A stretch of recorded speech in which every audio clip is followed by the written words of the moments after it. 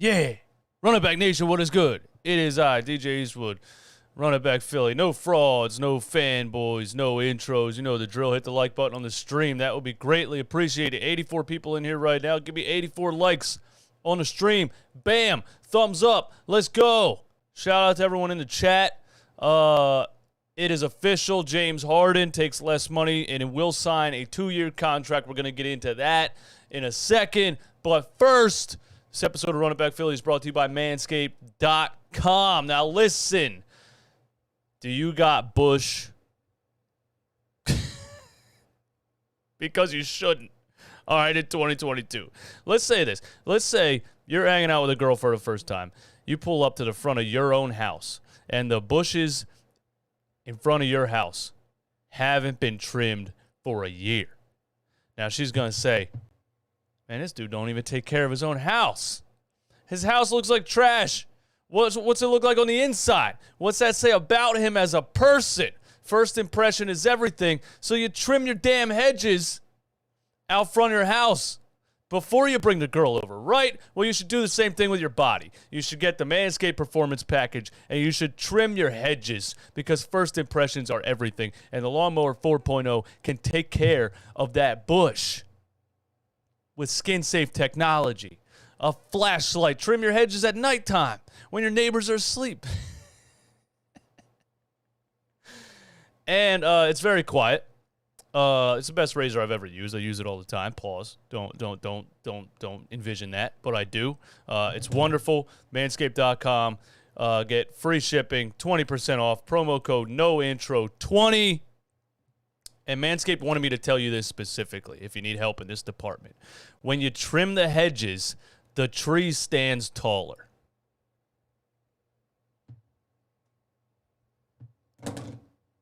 Manscaped.com.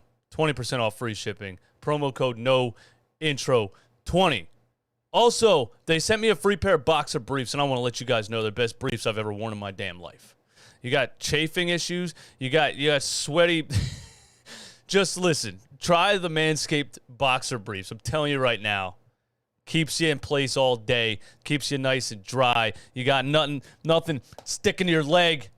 Nothing like that. All right, go to Manscaped.com. Check out everything they have. And let's get into this. I love doing Manscaped ads, man. That's good stuff. All right, here it is, man.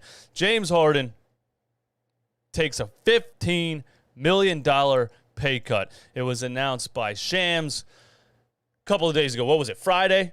So I didn't really get to talk about it over the weekend. I was just posting clips of the show from Thursday. I just unstrapped my hat. What's going on here? So I wanted to talk about that today a little bit because, it was rumored. I put out the rumor that somebody else rumored that had like 500 shares on Facebook or whatever of James Harden signing a 3-year, $109 million contract. Turns out that was not entirely true, but that's why I always put the word rumor ahead of it because guess what? I didn't lie, did I? The details are that James Harden takes a $15 million pay cut this upcoming season, so he opts out of his $47 million player option that would have capped out the Philadelphia 76ers. He signs for $15 million less, which if I'm no mathematician here, but that lands us at $32 million, right, for this upcoming season. And then it will only be a 2-year contract with a player option in the second year. So there's a couple elements to this that are interesting to me. I thought they were going 3 years. People were screaming all offseason so far. You can't sign him to 5. You can't give him 4. You don't know what he's going to look like 3, 4, 5 years from now. You don't want to be paying the guy $51 million when he's 35 and washed or something like that. So I think Daryl Morey is working out the absolute perfect James Harden deal. And part of that is because they're friends, and James Harden wants to help out the team. James Harden wants to win a championship, and James Harden also trusts Daryl Morey that he's going to get his money anyway. So he agrees to take less money, so they have room to sign P.J. Tucker and Daniel House Jr. and DeAnthony Melton in that trade and fill out the roster a little bit, make it what they think or what they're trying to make it is more of a championship-level roster compared to last season. So he takes $15 million less this season. Then the next season, he gets a player option. So I think both sides win. You're only signing James Harden to 2 years. You know, most people said, hey, we should only sign him to 1. Maybe he'll take less of a player option. Maybe he'll take less for 1 year so we can see what he has. So we didn't get him on 1 year. That's almost like too good to be true. You know what I mean? You're not going to get him on a 1-year deal unless he opted into that $47 million. So you get him on 2 years. So you don't have to worry about a 3rd, 4th, 5th year if maybe he's on his way out. If maybe he doesn't, you know, it's a prove it kind of thing, right? So you don't have to worry about 3rd, 4th, or 5th year yet unless he's really back in shape. If he's really back playing to an all-star level, then you could work out another extension. And I think Joel Embiid still has probably 4 or 5 if he stays in shape and stays healthy of like superstar level play. I really believe that. So you get him on 2 years. I just think it's perfect. I think he gets what he wants, which is a player option next season. So, hey, I'll sign for 2, but I want to be able to decide what I do in that 2nd year, whether I want to move forward, whether I want to opt out, whether I want to somebody else offers me more money, on and on and on. So I just think it's a perfect situation. I think Daryl Morey did a good job, and you get James Harden to agree to take the $15 million pay cut, allowing you some cap flexibility this offseason to get the P.J. Tucker deal done, to get the Daniel House Jr. deal done, to have the cap space in the DeAnthony Melton trade. I think he's making $8 million a year. And then you still have Tobias Harris and Matisse Thybulle, who are rumored to be traded every single day. So instead of, I guess, being forced to have to try to make a Tobias Harris trade before that draft, because that was the only way we were really looking at cap space, James Harden gave you the peace of mind that, hey, you don't have to rush into a Tobias Harris trade or a Matisse Thybulle trade. You could take your time if you do want to trade those guys and get what they're worth, or if it's not possible to trade Tobias Harris because the contract is too much, I'll take $15 million less this season. So you don't have to rush into those decisions. We can keep those guys, and we can have the room to do other things. So shout out to James Harden. Shout out to him for doing the right thing, helping the team, and proving, or at least attempting to prove, that winning is his main priority. Now, there's a video that I posted on Instagram and YouTube Shorts. I don't know if you saw it yet, of Sam Cassell, a funny clip of Sam Cassell running a drill with James Harden and Tyrese Maxey. But the main thing is that I'm taking away from this clip is that James Harden looks like he's in the best shape he's been in for a couple of years. And that's a damn good sign. So they also said there's also a word out there that James Harden has gotten back to his basketball activity quicker than normal. So that last playoffs happened, and he said, I got to get right. So he rehabs the hamstring, and he's back to basketball activity quicker than normal because he wants to get in shape, and he wants to be great this upcoming season. He wants, with a sole focus, in the words of Shams, with sole focus on a championship run in 2023. Now, am I just being sucked back in to heartbreak?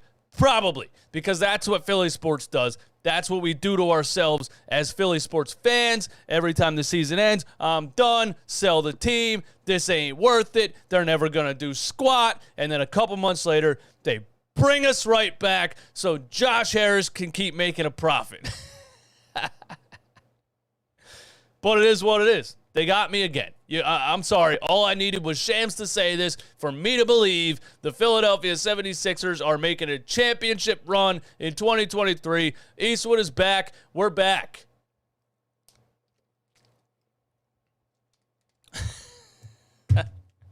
What's the word of the chat, man? What's the word of the chat? Magic Tricks, what's going on, my man? If Joe is a third stringer, we're in good place depth-wise. I agree with that. Speaking of that, I guess I'll get into some of the G League talk because that's obviously what else I put in this in the title of this YouTube stream is also Sixers roster and who do they cut. Okay, so on to the Summer League. The Summer League has been underwhelming for me. And I think it is every season. And I think every offseason I talk myself into this is going to be fun to watch. The Summer League in general is not fun to watch. It hasn't been fun to watch. I guess the years where, like, there's Zion, or 2016 Ben Simmons, a potential NBA superstar. The Summer League's fun to watch. LeBron James versus Carmelo Anthony in 2003, Summer League's fun to watch. This Summer League, not so much fun to watch. But I talked myself into it. I said, hey, look, man, Isiah Joe, Charles Bassey, Paul Reed, another year of development for Jaden Springer. You know, we're going to dominate the Summer League. I think it's been underwhelming for me. The one player that I think has been underwhelming, unfortunately, for me is Charles Bassey.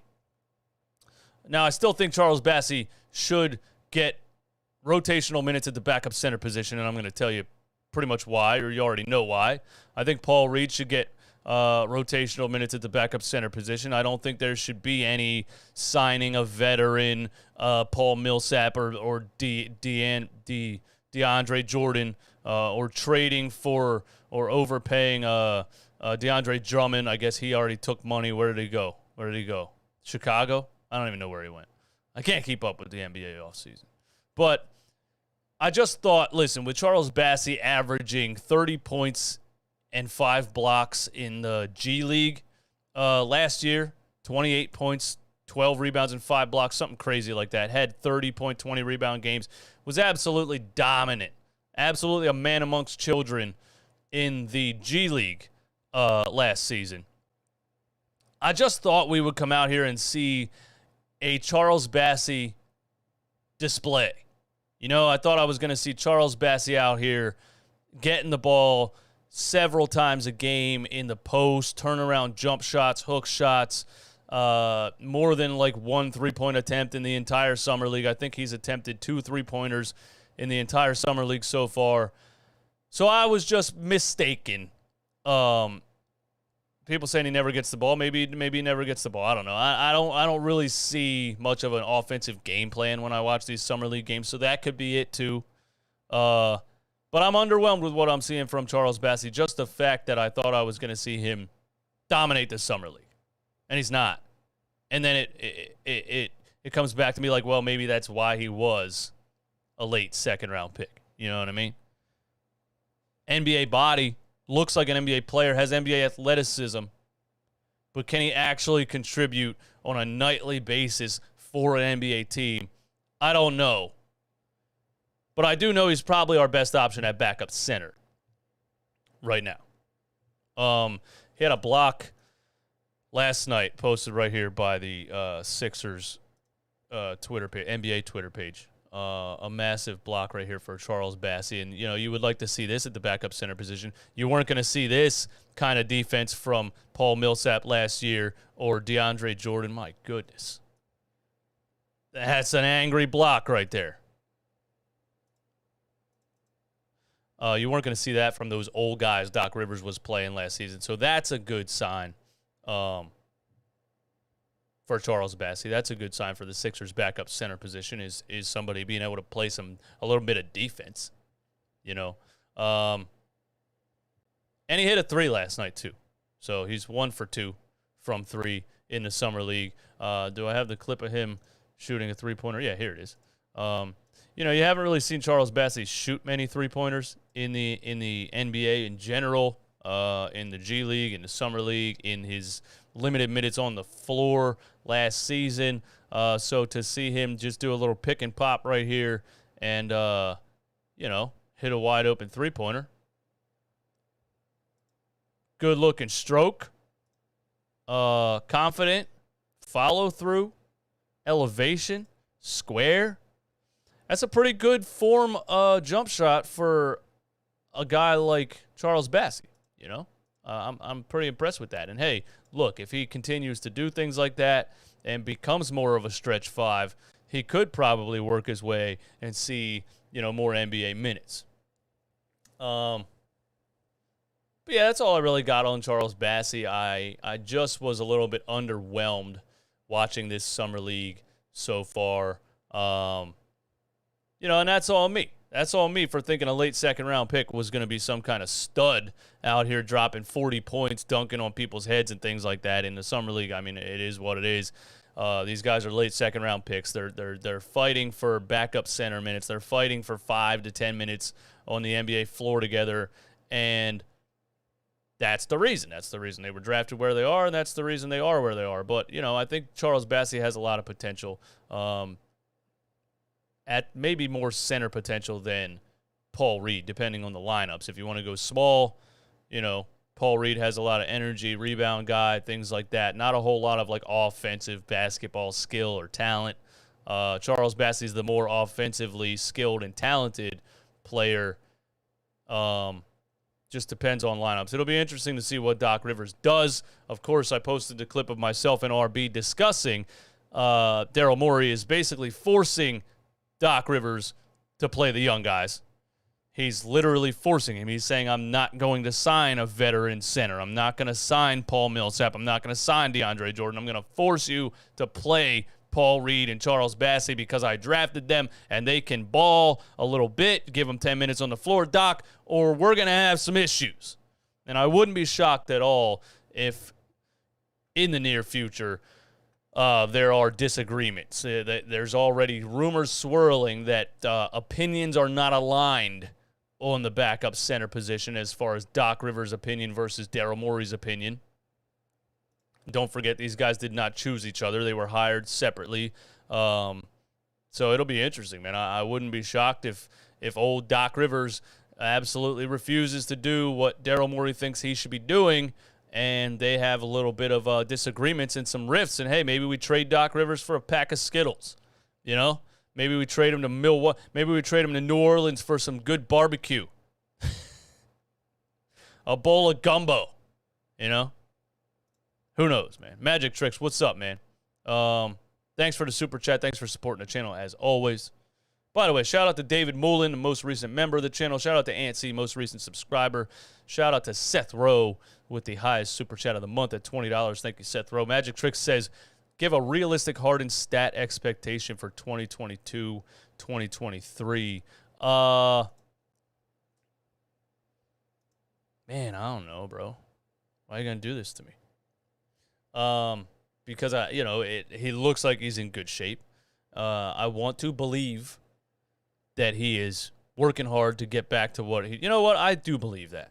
So I will make a stat prediction. I do believe that James Harden is working hard to get back to his old self, to get back to playing the level of basketball that he knows he is capable of. So I'm going to predict that James Harden last season averaged 20 points, I think 21 points, 10 rebounds, 7 assists. In a little bit better shape, less of a hamstring issue, more team chemistry, more time around this team and knowing where his guys are and where his guys need to be. And I'm going to predict James Harden averages 24.5 points per game next season. 9 rebounds, 10.2 assists, which is the assist number that he averaged in Brooklyn when he was on the MVP list.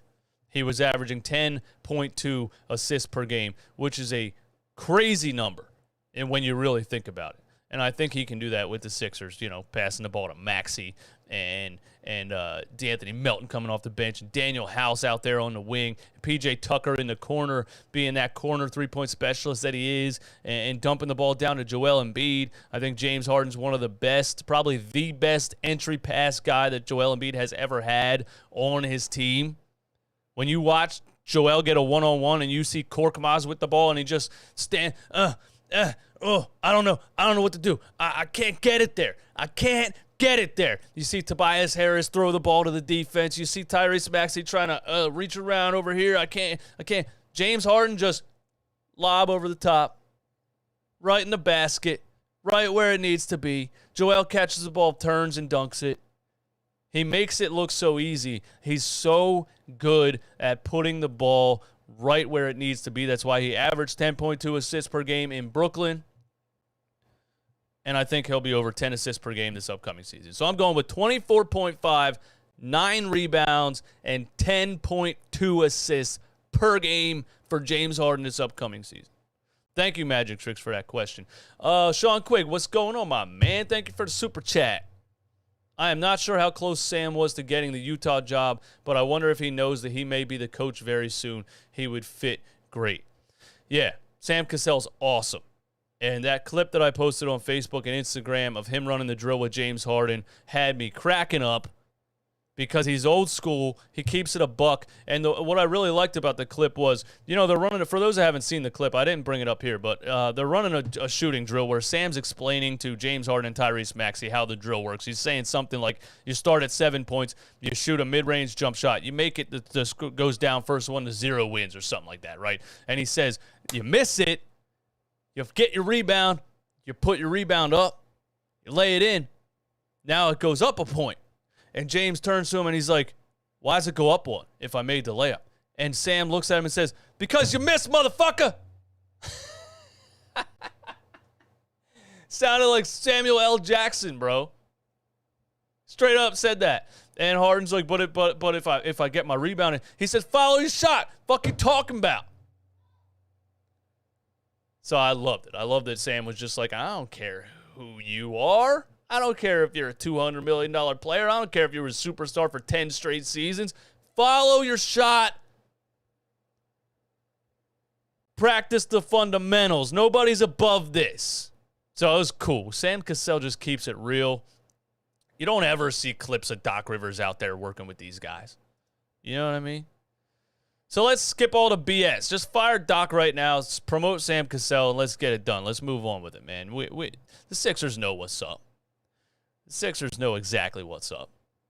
Management knows what's up. Daryl Morey knows what's up. Don't let Sam Cassell go to a different team. Don't let him take a head coaching job with the Utah Jazz or somewhere else.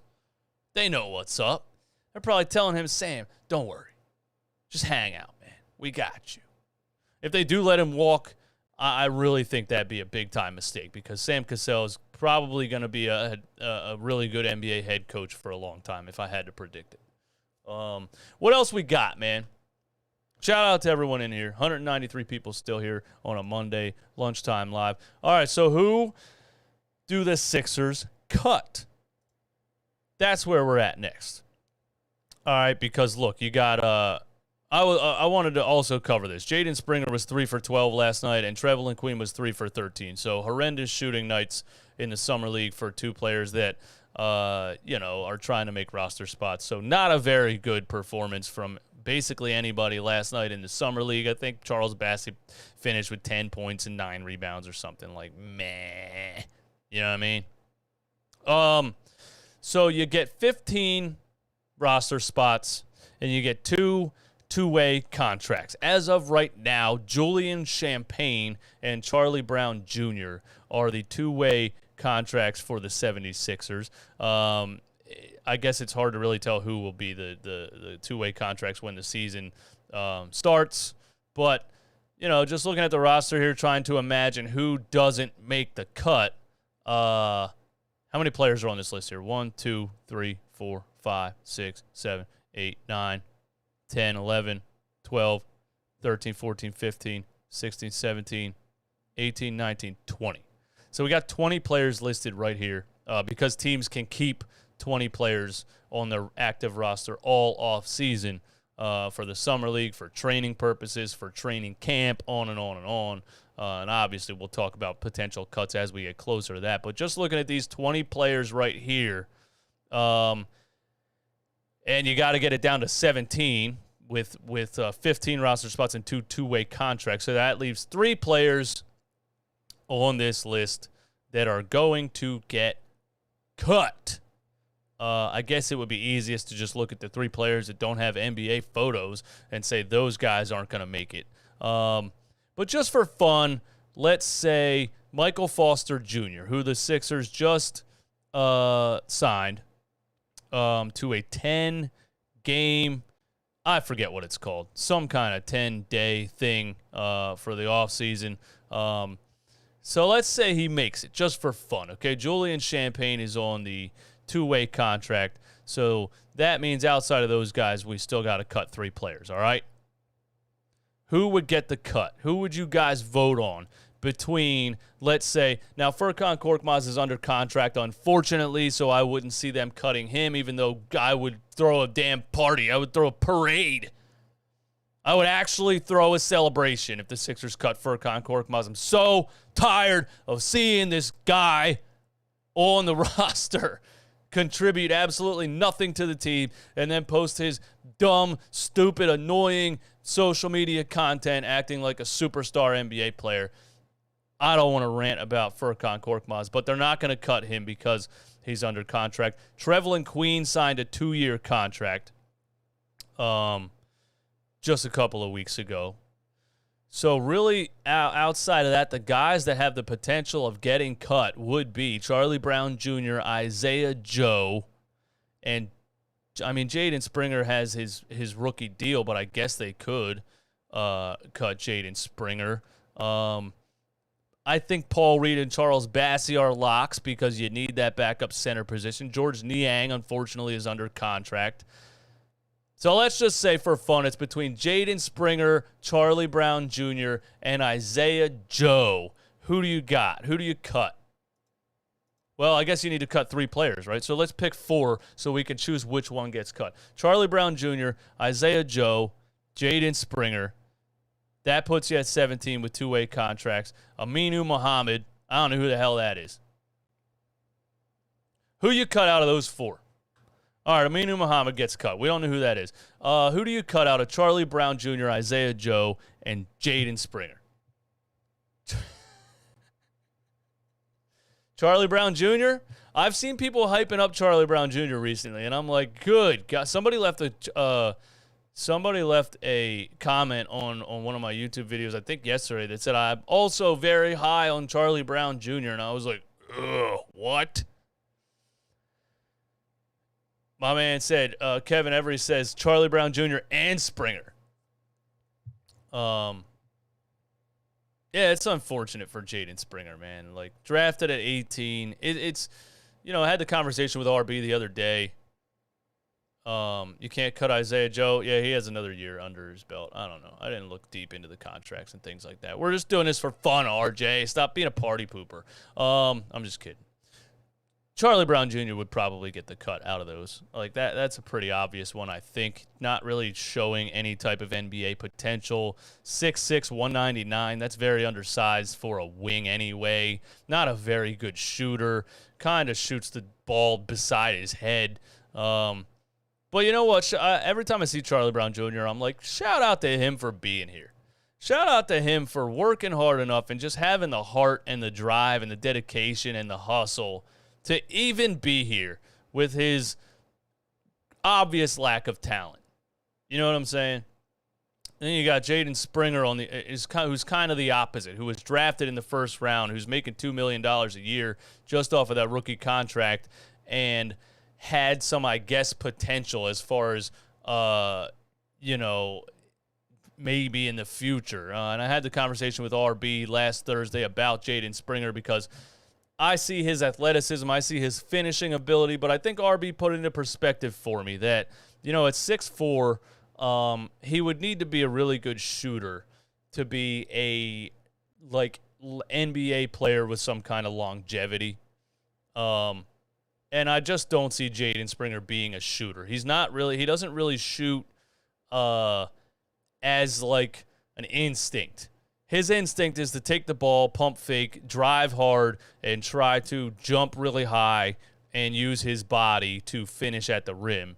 And that's not really – I don't really see that translating into the NBA game in his future, unfortunately. If Jaden Springer becomes more of a player who wants to shoot, then maybe. But at his size, he's just not a this is what it is. The slasher archetype on 2K, right?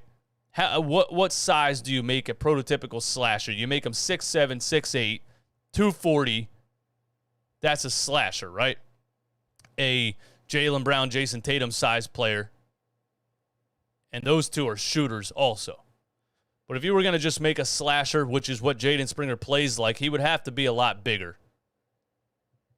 than he is. So he's 6'4", 199, and plays like a slasher. I just don't see it translating into the NBA, unfortunately, unless he becomes more of a point guard, more of a ball-handling shooter. It's hard to say at this age how young he is, but from what I watch, seeing his instincts, I don't see him developing into that. But we'll see. Now, realistically, I wouldn't see Jaden Springer getting cut anyway because, again, he's owed $2 million next season. This season and this upcoming season and the season after that as part of his rookie contract. So Charlie Brown Jr. would be the one there. Isiah Joe has another year next year also. So it's hard to see those guys getting cut just because of the money when you can cut a guy like Charlie Brown Jr. and Aminu Muhammad. But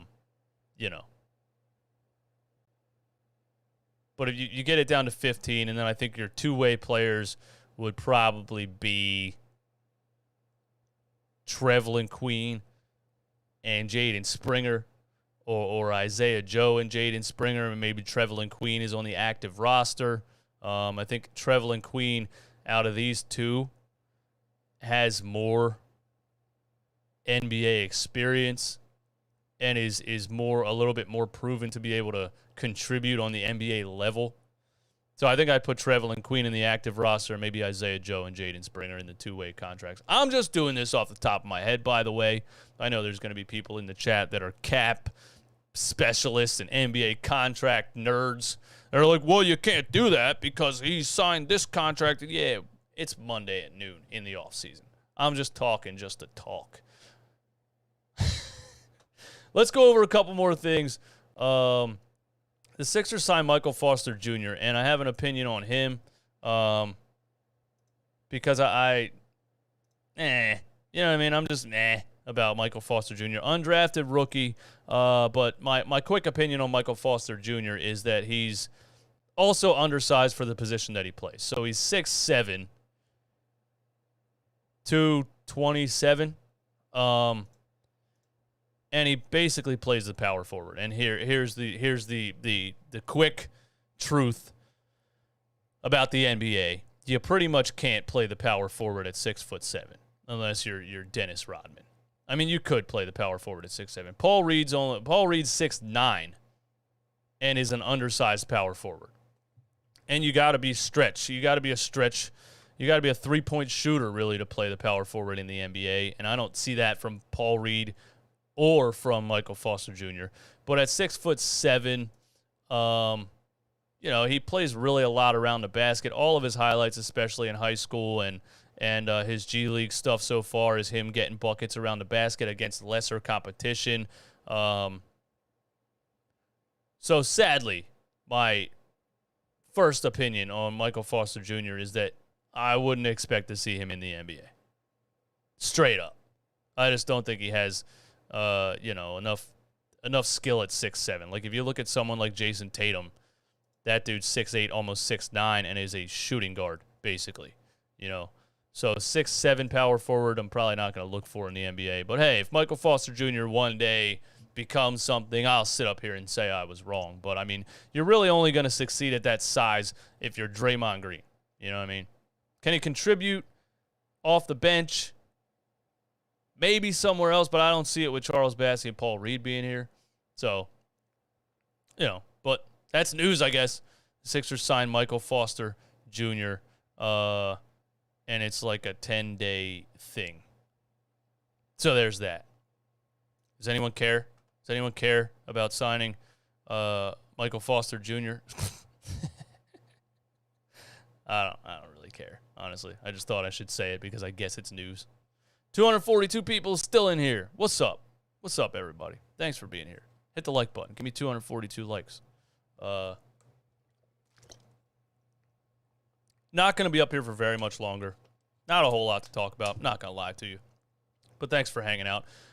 Here's a little tidbit.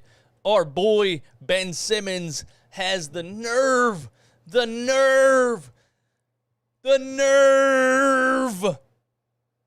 to show up to the 76ers Brooklyn Nets Summer League game after not playing for either of those two teams last season, completely healthy.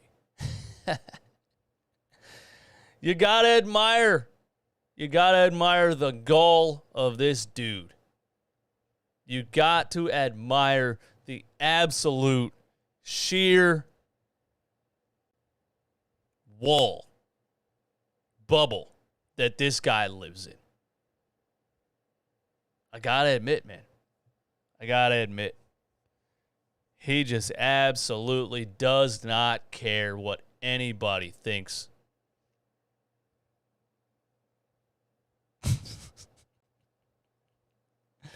Do you guys see Ben Simmons play in this upcoming season for the Brooklyn Nets? The Brooklyn Nets, as we know, are in shambles. They're not going anywhere anytime soon. It's rumored that LeBron James really, really wants the Lakers to trade for Kyrie Irving, but they don't have anything to trade. The Brooklyn Nets are not going to take Russell Westbrook back in a trade. So they kind of have two players there that literally openly said they don't want to be there anymore. Then they have Ben Simmons, who got back surgery on a healthy back just to have an excuse to continue to sit out. And TJ Warren. But I don't. It's hard for me to imagine this guy actually putting on a jersey and playing another NBA game. But we'll see. I guess if he wants to make money in the future, he kind of has to, unless he just wants to be a celebrity endorsement for Ferrari or whatever else. Just a rich person that. Like a male Kardashian. What is your job? What do you actually do? I'm just famous. That's what I do, and then I just make money off of being famous, I guess, if that's what he aspires to do. Maybe he never will play basketball again, but it's just weird to me that he showed up and watched the game. And just so happened to be the Nets versus the Sixers because, is he slyly still taking shots? Should I go to the Sixers Nets Summer League game? Should I show up just to do it? Yeah, that'd be cool. What a weirdo, man. What a weirdo. Couple more things here. Speaking of the Nets, where's the Kevin Durant one, man? I didn't get the Kevin Durant one up here. My bad. Hold on. Unprepared on the Kevin Durant thing because here you go. Bleacher Report. And look, when I sat up here and said to your face, I'm not giving up Tyrese Maxey for Kevin Durant. I said to your face, I don't want Kevin Durant because he's a quitter, because he walked away from OKC, because he joined the best team of all time to get the cheapest ring you could ever imagine, and then he's insecure about it and goes and checks Twitter and has burner accounts and acts like a weirdo. And then he quits and walks away from the Warriors when he could have won 5 more championships and goes to Brooklyn, signs a 4-year contract, and then says, never mind. Trade me. Because I deserve to have great players around me wherever I go, and if it's not exactly how I want it, I'm going to leave. Absolute diva, fraud, snake, loser, Kevin Durant is, and I want nothing to do with him. I don't want him anywhere near the Sixers practice facility, and I mean that. And I wasn't wrong. Because the Nets thought, we're going to get a haul for this guy. We're going to have every team in the league knocking on our door, offering us everything you could possibly imagine. They asked for Anthony Edwards and 5 first-round picks, and the Timberwolves said, you know what, no thanks. No thanks.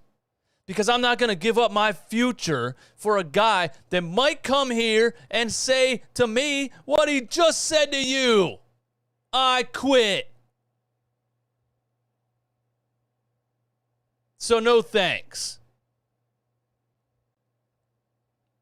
Teams have been unwilling to meet the Nets' asking price for Kevin Durant per Windhorst ESPN. Kevin Durant's value may not be as high as the Nets wanted. So there you guys go. All of you sell the farm for Kevin Durant people. No, don't sell the farm because it's not worth the risk.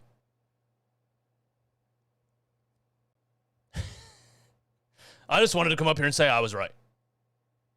That's all I wanted to do. Maybe if he wasn't 35, Stan Norris says, yeah, I agree. I agree on that too. I mean, come on, man. Achilles injury, pushing 34 years old. No thanks. No thanks. Now what do the Nets do?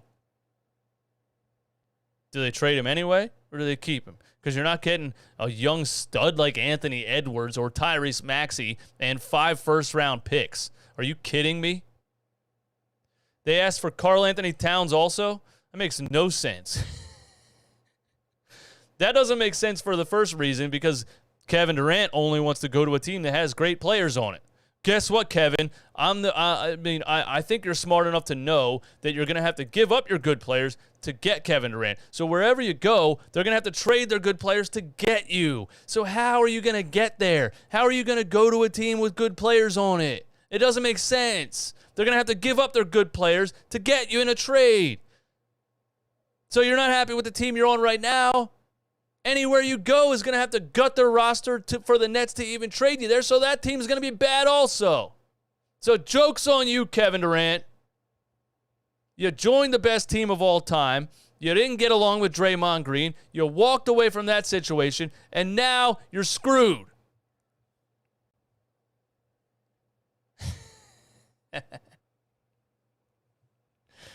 Can you guys tell I have a little bit of a disdain for Kevin Durant? I just don't like it. I don't like this new age NBA diva attitude. This new age, I'm a superstar, so I deserve to have great players around me everywhere I go. And if the team's not good enough, trade me. I'm going to force you into cap room hell. Backfiring. It's backfiring. And people point to LeBron James when I bring up stuff like this. One thing LeBron James never did is sign a 4-year contract, literally dedicate himself to a team via lawful contract, and then say, you know what, never mind, trade me. At least LeBron James waited until he was a free agent every time so he could freely walk away. At least LeBron James only signed a 2-year contract with the Cavs when he went back there. So he could say, when I'm a free agent, then I'm going to make a decision again. And then he goes to L.A. Whatever. People don't like the jumping around, okay, but at least he's a free agent. He has every legal right to go wherever he wants. But you're going to show up somewhere and sign a 4-year contract, and it doesn't go your way. A year and a half into that, you're going to say, trade me, you little baby.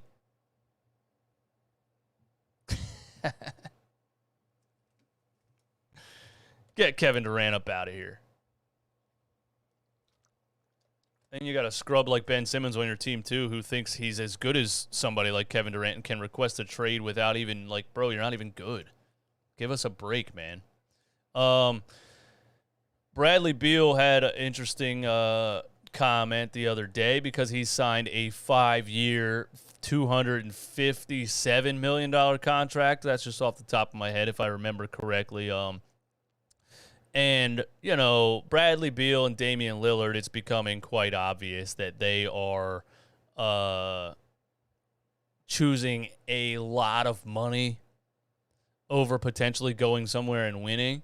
And I don't know if I can disagree with it. Like, it's getting to the point now where the money is so much that you're like, oh my God, like I can't say no to $270 million.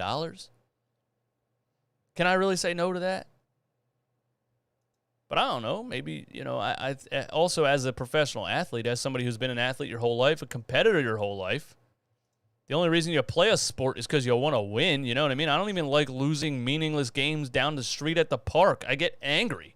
I get sick of losing. If I lose 5 games in a row, I'm mad about it because I want to win. Why? I don't know. It's just in our nature. We want to compete and we want to win the damn game. So I can imagine for an athlete how frustrating it is to go every single season and lose and lose and lose and lose and lose. So it continues to boggle my mind that these players stay where they are. But I guess the money outweighs that. Bradley Beal said, winning a championship here would mean the world to me. That would mean more than leaving and playing with 4 other All-Stars. I firmly believe in my heart that I can win here. Give me a break, Bradley Beal. You don't believe you can win in Washington. There's no way you believe that. Maybe he does believe that. If he believes that, he's insane.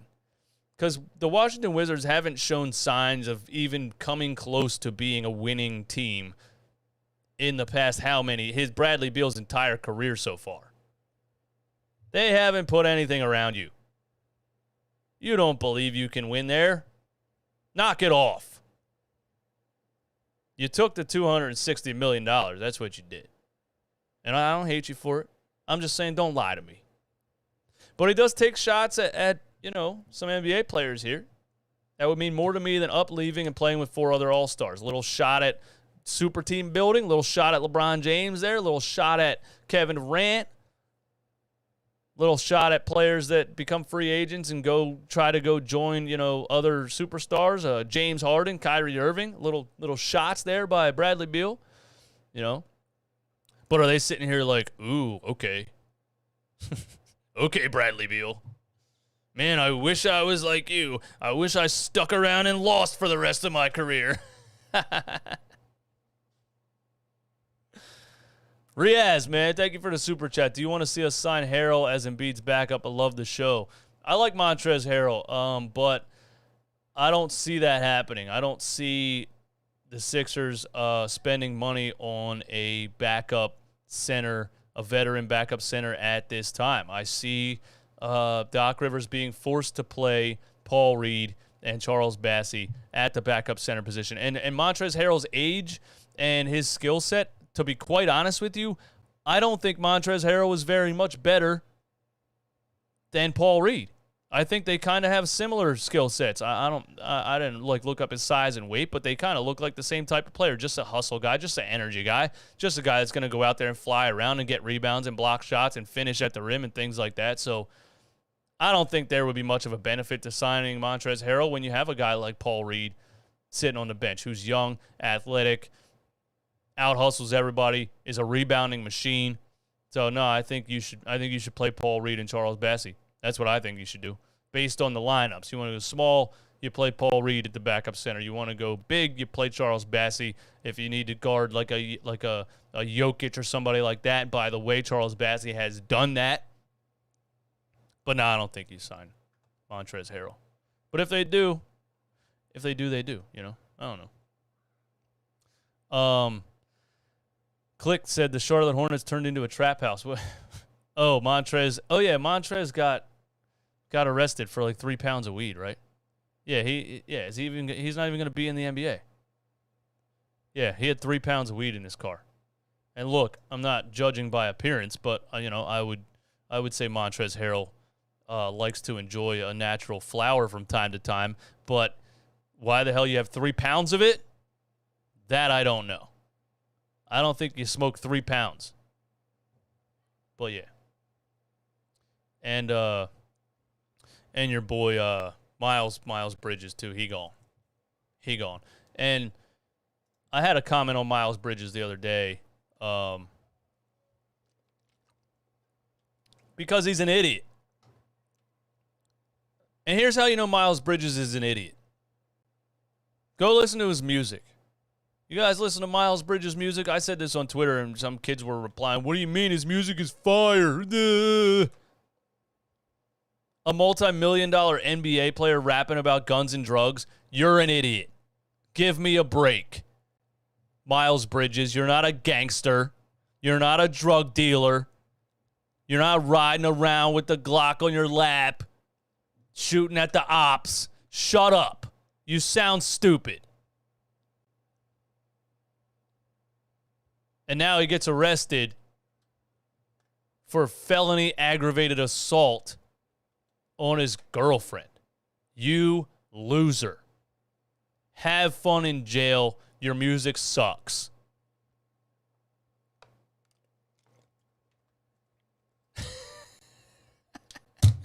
Man, I'm on one today, man. What's up, guys? Thanks for being here. 270 in the chat. Hit the like button, man. That would be greatly appreciated. I'm just going to cover one thing, and then I'm up out of here, okay? Damian Lillard, speaking of players that like to lose their entire careers, he agrees to a 2-year, $120 million extension, okay? So, look, like I said, it's getting to the point. NBA girl said, DJ, did you used to play ball? I saw your video and you can shoot the ball. Yeah, I used to play. And I quit for like 6 years for some reason. I don't know why. I just did. I stopped playing. I started lifting weights and I stopped like actively playing basketball. I guess because, you know, I got to like, I don't know, like when you get a little bit older, I feel like you have to search out basketball leagues and games and things like that. Back in the day, it was like I just played every day. So, but yeah, I'm trying to get it back. I've been recently back on the court. I got the ankle straps. I got the knee brace. You know what I mean? I'm that guy now. My left ankle's sore as we speak. But, yeah, I'm trying to get it back a little bit, you know, because why not, man? Never stop doing something you love doing. Don't stop. I don't know why I quit for like 5 or 6 years, but I'm back. Look, Damian Lillard signs a 2-year, $120 million extension. And what I said is the money's becoming so huge that they almost can't say no to it. This guy's not going anywhere. He's the man in Portland. He's and shout out to Damian Lillard, by the way, for making rap music that is honest. He's not talking about guns and drugs. He's rapping about his actual life right now, not acting like a gangster for no reason. But anyway, he has a studio in his house. He's got like Lil Wayne on his album. He's living the life. He doesn't care. Now he's making another $60 million a year. Why would Damian Lillard go anywhere? You know, some people don't care about winning a ring, I guess. Hey, they got Jeremy Grant. Is that going to win you a ring? No. But he had a comment, right? A tweet that I think he eventually deleted, and it said, keep switching teams, running from the grind. You boys is chumps. So Bradley Beal takes shots at NBA players, leaving their team to go join up with other all-stars. Damian Lillard takes shots at NBA players, leaving their team to go join up. And the guys who do that and go win championships are like, okay, Damian Lillard, sorry I'm not like you and stay somewhere and lose for 10 years. Congratulations, man. Just interesting. Like, stop lying to us, bro. You signed for $60 million a year. Don't tell us it's because you want or believe that the Portland Trail Blazers can win anything. Stop lying. Stop lying.